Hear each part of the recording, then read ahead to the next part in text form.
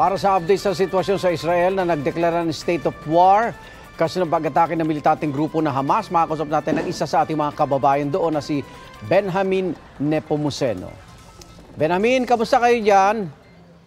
Good morning, sir. Okay Morning. naman po. Kamusta po kayo dyan? Magandang umaga po sa inyong lahat. Mula sa iyong kinaroroonan, nakikita ba hanggang ngayon pa yung airstrikes? Patuloy pa ba?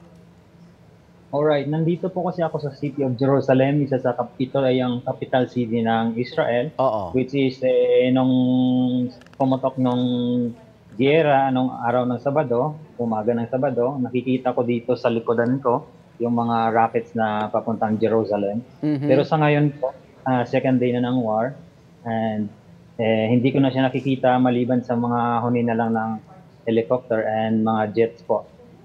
So natigil ng airstrike. Anong bilin sa inyo ng Israel government? Doon po sa bandang southern area ay manatili muna sila doon sa mga bomb shelter dahil hindi pa talaga totally na clear yung nag-infiltrate na mga terorista po. Kaya patuloy po sila ngayon nasa bomb shelter for their safety.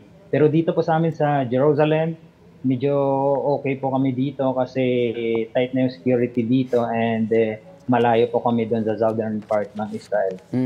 Yung embahada po natin dyan, nakipag-ugnayan na rin sa inyo, Benjamin? Yes, sir. From time to time, mayroong mga updates doon sa Facebook page ng ating Philippine Embassy and nagbibigay sila doon ng mga guidelines po and mga hotlines na pwede natin kontakin in case na kailangan natin ng tulong. Yung iba nating kababayan, meron ka bang nakausap na dyan, na kamusta? May nasugatan ba, nawawala o nasaktan?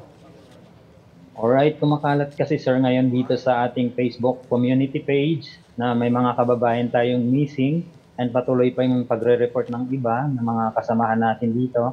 And nagpo-post na rin po kami ng mga pictures nila kung may contact sila ng ganitong tao. As of the moment, yung nakikita ko mga 8 Filipinos yung nawawala and meron din tayong mga Pilipino sa hospital. Pero unverified pa po itong mga details na ito, sir, talaga ako. Maaring na, kung yung iba kasi sir, hindi natin nakokontak, kasi during that time na nagtatakbuhan na, naiiwan na yung mga cellphones and then kanya-kanya ng tao talaga. Oo. So unverified ito kung talagang nadala sila ng Hamas or nakatago lang ngayon.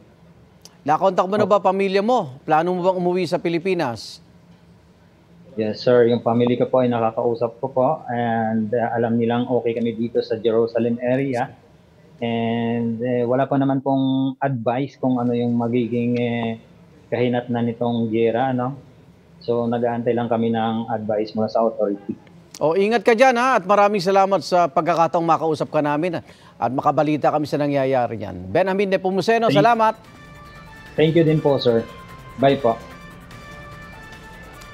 Igan, mauna ka sa mga balita. Mag-subscribe sa GMA Integrated News sa YouTube. Sa mga kapuso abroad, subaybayan nyo kami sa GMA Pinoy TV at sa www.gmanews.tv.